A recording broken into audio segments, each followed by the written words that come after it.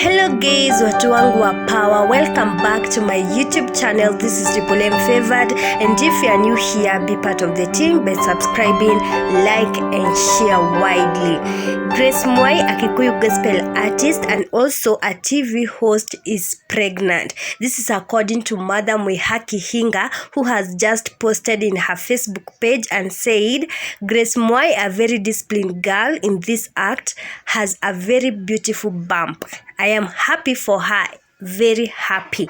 Okay, according to people, Grace Mwai amekuwa akipost photos akiwa amegeuka, akiwa ameclose legs, kumaanisha it kinda be true ako pregnant, kuwa amekuwa akipost nowadays akificha pregnancy. And according to people pia wanasema kuwa kuna wengine wanasema kwa comment section hapa tu kwa Mother Mwai Hinga, they are saying that Grace Mwai had cancelled her wedding, and that's just assumption. We just hope it's true, and if it is, congratulations Grace Mwai and safe delivery.